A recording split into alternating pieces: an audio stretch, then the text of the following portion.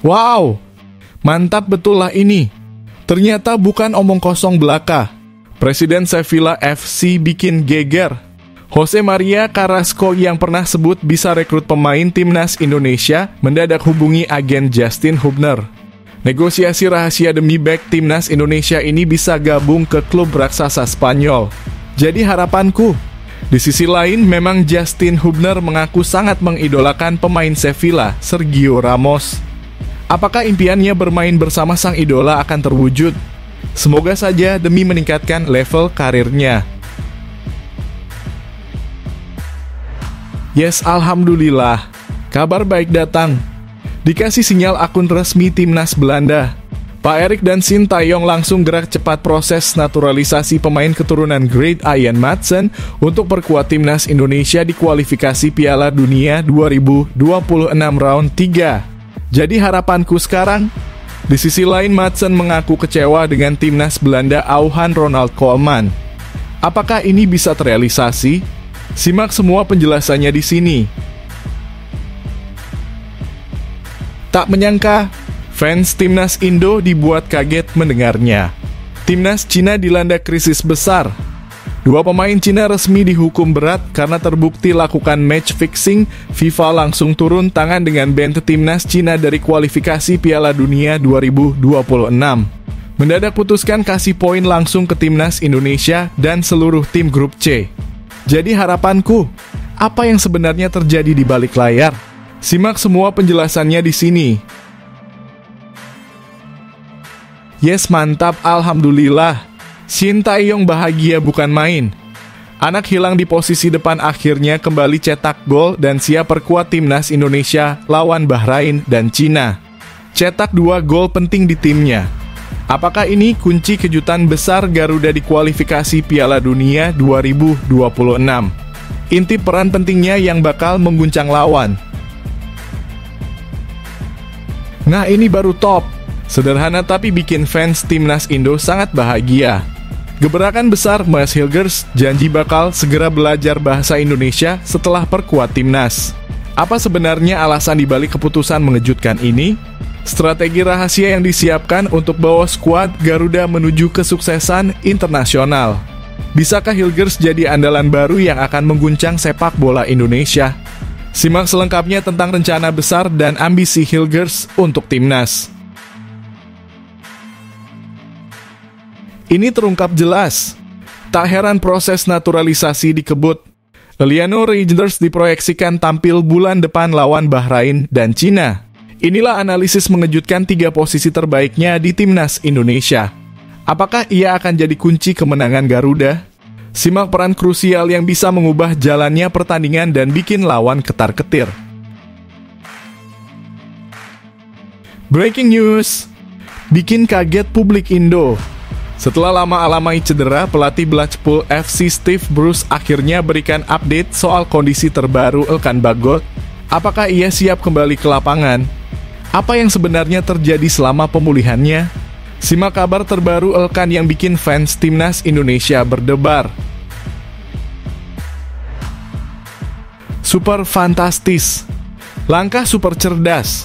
Ini dia cara rahasia PSSI jaga mental pemain timnas Indonesia di tengah polemik naturalisasi.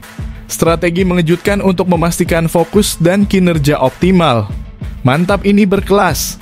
Pembenci timnas langsung nangis kejang mendengarnya. Simak bagaimana PSSI menghadapi tekanan dan menjaga mental pemain di tengah kontroversi besar ini. Bikin bangga. Indra Syafri terpukau dengan perkembangan pesat timnas U20 Indonesia. Apa rahasia dibalik kemajuan spektakuler skuad muda Garuda? Simak cerita inspiratif dan langkah-langkah mengejutkan yang diambil sang pelatih untuk mencetak generasi emas sepak bola Indonesia.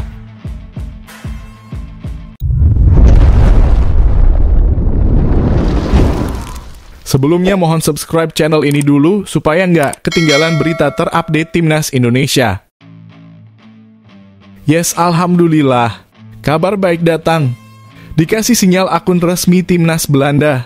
Pak Erik dan Shin Tae-yong langsung gerak cepat proses naturalisasi pemain keturunan Great Ian Madsen untuk perkuat timnas Indonesia di kualifikasi Piala Dunia 2026 round 3. Jadi harapanku sekarang, di sisi lain Madsen mengaku kecewa dengan timnas Belanda auhan Ronald Koeman. Apakah ini bisa terrealisasi?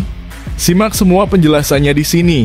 Ian Madsen, pemain keturunan Indonesia yang kini bermain untuk klub Premier League Aston Villa, baru-baru ini mengungkapkan kekecewaannya terhadap timnas Belanda. Hal ini membuka peluang bagi timnas Indonesia untuk menarik perhatian Madsen agar membela Garuda di masa depan. Sebagai pemain muda berbakat, Madsen memiliki prospek cerah.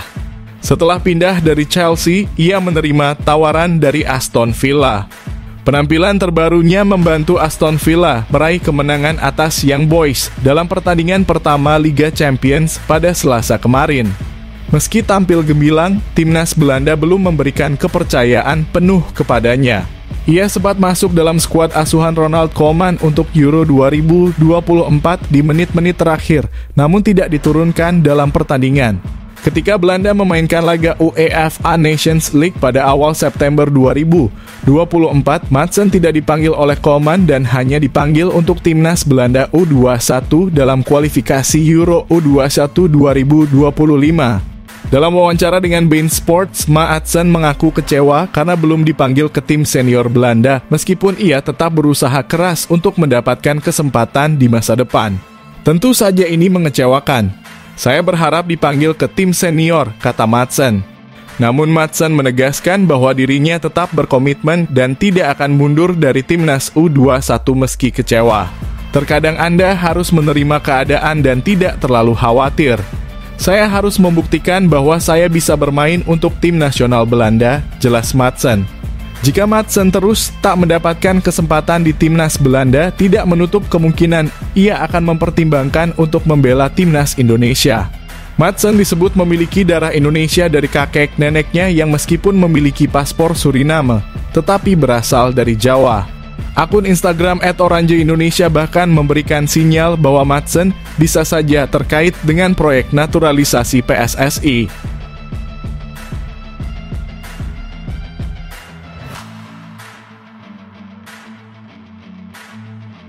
Tak menyangka, fans timnas Indo dibuat kaget mendengarnya. Timnas Cina dilanda krisis besar. Bisa keuntungan besar bagi timnas Indonesia. 2 pemain resmi dihukum karena match fixing, FIFA langsung turun tangan dengan ban timnas Cina. Kasih pion langsung ke timnas Indonesia dan seluruh tim grup C kualifikasi Piala Dunia 2026. Jadi harapanku, apa yang sebenarnya terjadi di balik layar? Simak semua penjelasannya di sini. Skandal besar mengguncang dunia sepak bola Cina setelah Federasi Sepak Bola Cina CFA secara resmi mengumumkan hukuman kepada 38 pemain dan 5 ofisial klub yang terlibat dalam pengaturan skor dan perjudian. Dari total pelanggar tersebut, 2 pemain timnas Cina yang masih aktif juga terkena sanksi. Kasus ini melibatkan 120 pertandingan dan 41 klub. Dengan nama besar seperti San Junhao, pemain asal Korea Selatan yang kini bermain di Suwon FC bersama Pratama Arhan, turut terseret dalam skandal ini. Skandal ini muncul hanya beberapa minggu sebelum pertandingan penting antara Cina dan Indonesia dalam kualifikasi Piala Dunia 2026. Dengan 2 pemain kunci dari timnas Cina yang terlibat dalam skandal match fixing, persiapan tim Cina untuk menghadapi timnas Indonesia bulan depan bisa terganggu. Hal ini jelas menjadi pukulan besar bagi persiapan Cina yang harus segera menemukan strategi baru untuk menghadapi timnas Indonesia yang saat ini sedang dalam tren positif. Selain dampak langsung dari skandal ini terhadap performa timnas Cina, ada juga kemungkinan bahwa Cina bisa menghadapi sanksi lebih lanjut dari FIFA jika investigasi lebih lanjut menemukan keterlibatan yang lebih luas dalam skandal ini. FIFA bisa mempertimbangkan untuk memberikan hukuman yang lebih berat kepada sepak bola Cina, termasuk kemungkinan larangan bermain di ajang internasional. Jika timnas Cina sampai terkena larangan dari FIFA, hal ini jelas akan memberikan keuntungan besar bagi timnas Indonesia. Ketiadaan lawan utama seperti Cina akan membuat jalan Indonesia menuju putaran berikutnya di kualifikasi Piala Dunia menjadi lebih terbuka lebar. Meskipun ini masih berupa spekulasi, skenario ini bukanlah hal yang mustahil mengingat komitmen FIFA untuk memberantas segala bentuk kecurangan dalam sepak bola. Dalam situasi ini, PSSI dan Timnas Indonesia harus tetap fokus dan mempersiapkan diri sebaik mungkin. Sementara skandal ini mengganggu persiapan Cina, Timnas Indonesia harus memanfaatkan ketidakstabilan lawan untuk meraih hasil maksimal dalam pertandingan penting bulan depan.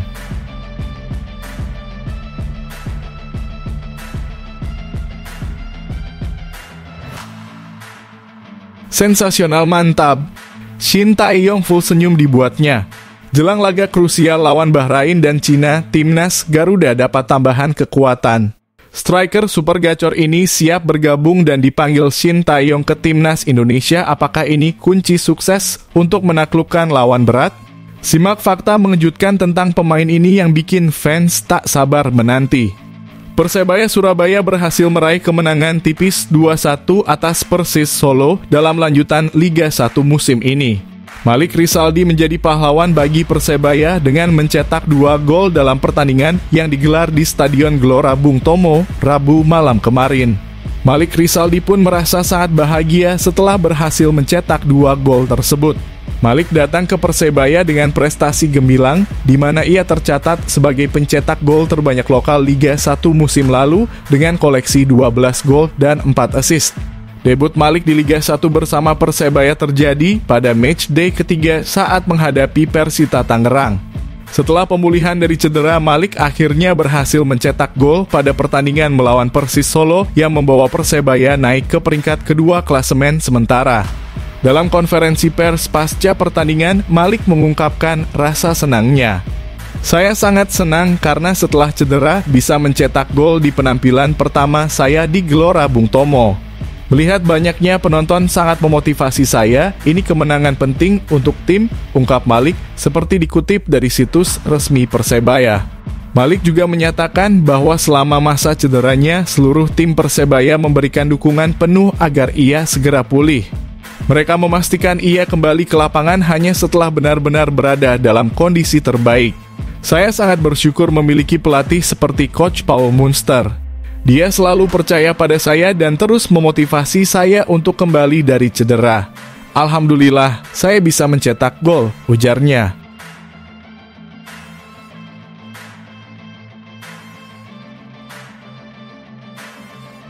Nah, ini baru top. Sederhana tapi bikin fans Timnas Indo sangat bahagia. Gebrakan besar Mas Hilgers janji bakal segera belajar bahasa Indonesia setelah perkuat Timnas. Apa sebenarnya alasan dibalik keputusan mengejutkan ini? Strategi rahasia yang disiapkan untuk bawa skuad Garuda menuju kesuksesan internasional. Bisakah Hilgers jadi andalan baru yang akan mengguncang sepak bola Indonesia? Simak selengkapnya tentang rencana besar dan ambisi Hilgers untuk Timnas. Mas Hilgers menyampaikan janji khusus menjelang proses naturalisasinya untuk memperkuat Timnas Indonesia. Ia berjanji akan belajar bahasa Indonesia secepat mungkin. Saat ini Mas mengakui bahwa kemampuannya dalam berbahasa Indonesia masih sangat terbatas. Untuk sementara, ia akan berkomunikasi dengan bahasa Inggris. Pemain FC Twente ini mengaku kesulitan berbicara dalam bahasa Indonesia dan berencana untuk mulai belajar secara intensif saat jeda internasional mendatang. Bahasa Indonesia saya tidak bagus, sangat buruk, sejujurnya, ujar Mes dalam wawancaranya di kanal YouTube Football Premier. Kami memiliki penerjemah yang bisa berbahasa Inggris di Timnas Indonesia, jadi saya akan menggunakan bahasa Inggris untuk sementara. Namun, saya akan belajar lebih banyak saat jeda internasional nanti, tambahnya. Saat ini, Mes sedang menjalani proses naturalisasi untuk bisa membela Timnas Indonesia. Proses tersebut telah mendapatkan persetujuan dari Komisi 3 dan 10 DPR RI pada Selasa 17 September 2024. Tahap selanjutnya, Mes tinggal menunggu surat keputusan Presiden dan pengambilan sumpah sebagai warga negara Indonesia. Pengambilan sumpah tersebut direncanakan akan dilakukan di Kedutaan Besar Indonesia di Belanda dalam waktu dekat.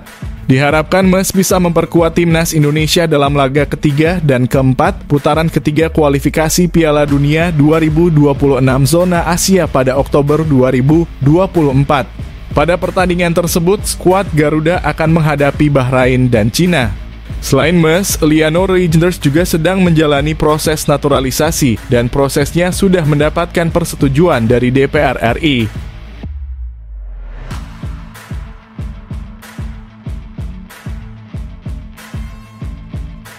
Ini terungkap jelas.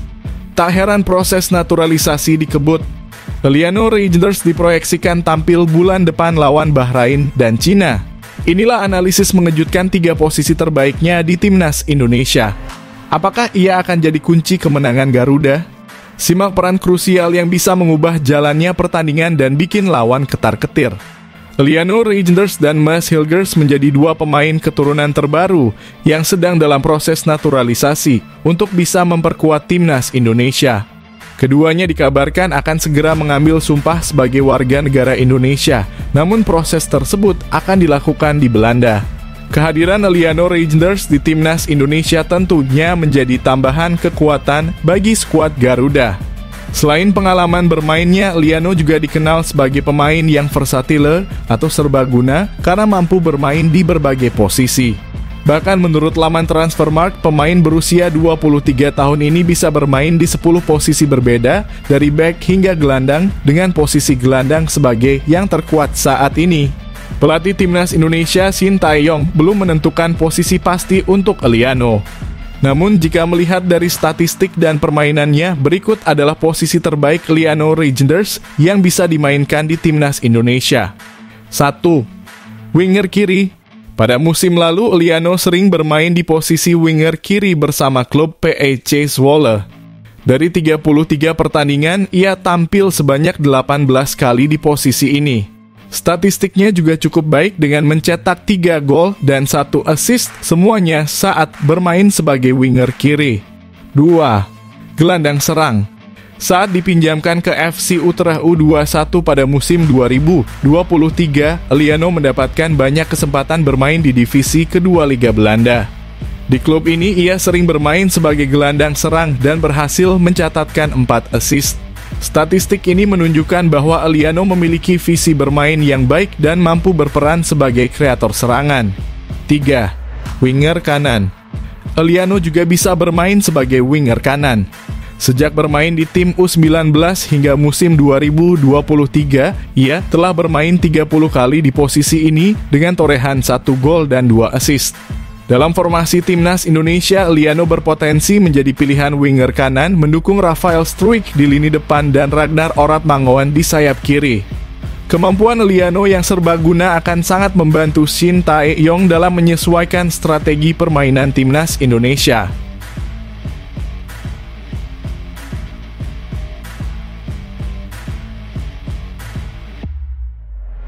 Breaking news, bikin kaget publik Indo.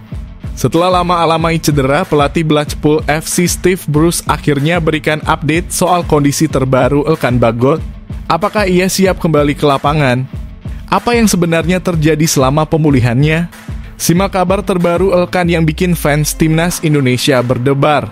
Elkan Bagot, bek andalan Timnas Indonesia, absen dalam 4 pertandingan terakhir Blackpool FC akibat cedera. Ia dikabarkan merasa frustrasi selama masa pemulihan cedera yang belum diketahui jenisnya.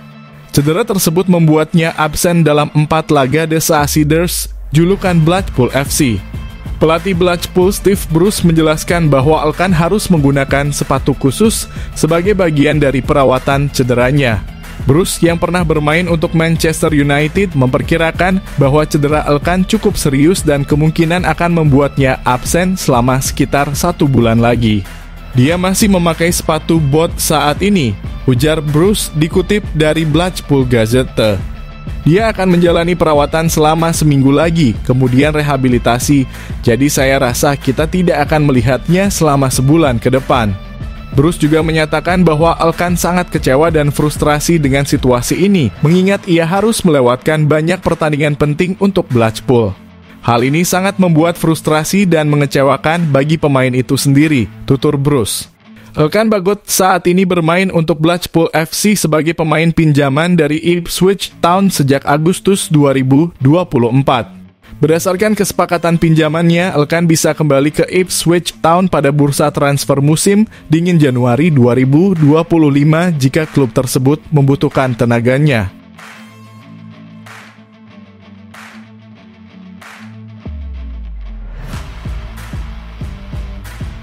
Super fantastis.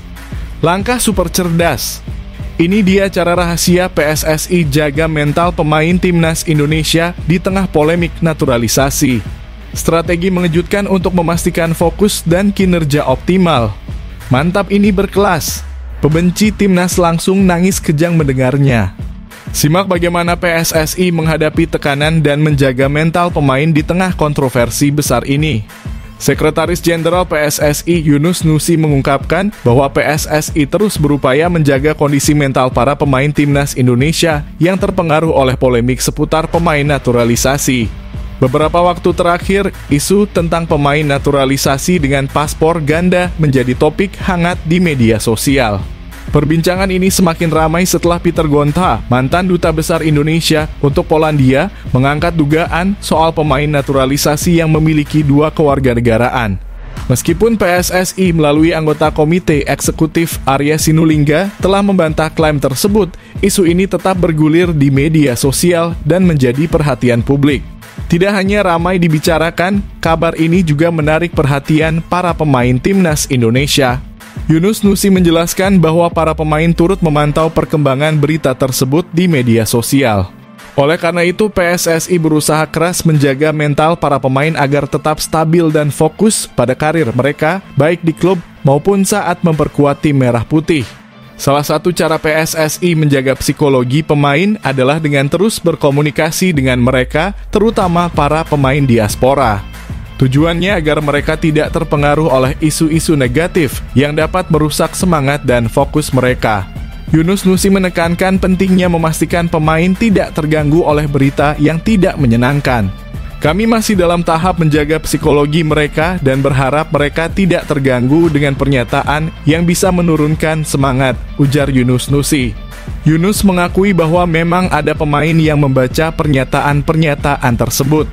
Namun ia berharap para pemain tetap kuat dan tidak membiarkan hal ini memengaruhi mental mereka karena pernyataan semacam itu bisa berdampak negatif pada kondisi psikologis mereka. Dalam kesempatan ini, Yunus juga menegaskan agar publik tidak meragukan perjuangan pemain-pemain seperti Jay Itzes dan rekan-rekannya. Menurutnya mereka telah bekerja keras untuk membawa timnas Indonesia mencapai hasil terbaik. Martin Paes dan rekan-rekan setimnya juga telah menunjukkan upaya luar biasa selama tampil di kualifikasi Piala Dunia 2026 zona Asia.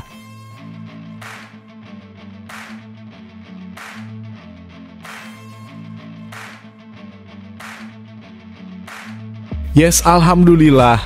Keuntungan besar bagi timnas Indonesia. Skuad Cina terjerat krisis internal menjelang pertandingan kunci kualifikasi Piala Dunia 2026. Apa dampaknya bagi peluang Indonesia? Temukan fakta mengejutkan dan bagaimana krisis ini bisa mengubah dinamika pertandingan.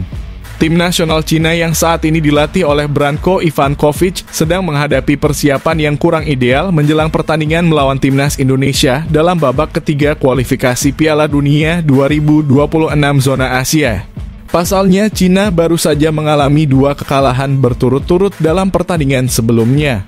Pada laga pertama grup C, Cina kalah telak 0-7 dari Jepang, sementara pada laga kedua mereka harus mengakui kekalahan 1-2 dari Arab Saudi. Kekalahan ini memicu kritik keras di seluruh negeri dan banyak pihak di Cina mendesak Branko Ivankovic untuk segera mundur dari posisinya. Selain tekanan dari luar, Cina juga menghadapi masalah internal yang cukup serius menjelang laga melawan Indonesia. Menurut laporan dari media Korea Selatan Best 11, ada konflik antara pelatih Branko Ivankovic dan manajer timnas Cina, Zheng Zi. Zheng Zi meminta Ivankovic untuk mencadangkan Bram Abdulli dalam pertandingan melawan Arab Saudi, namun Ivankovic menolak saran tersebut. Akibatnya, Zheng Zi terlihat sangat marah, bahkan tertangkap kamera sedang memukul tembok. Media Best 11 melaporkan bahwa perselisihan antara Ivankovic dan Zheng Zi semakin memperburuk situasi dalam tim. Para pemain Cina juga dikabarkan mulai meragukan taktik yang digunakan oleh Ivan Kovic dalam pertandingan. Kondisi internal ini semakin membuat persiapan tim tidak stabil. Federasi Sepak Bola Cina kini berada di bawah tekanan untuk segera menyelesaikan masalah ini, terutama karena Cina harus segera bersiap menghadapi 2 laga penting melawan Australia pada 12 Oktober dan Timnas Indonesia pada 17 Oktober 2024. Jika Cina kalah di kedua pertandingan ini, termasuk dari Indonesia, federasi kemungkinan akan mengambil langkah tegas dengan memecat Branko Ivankovic.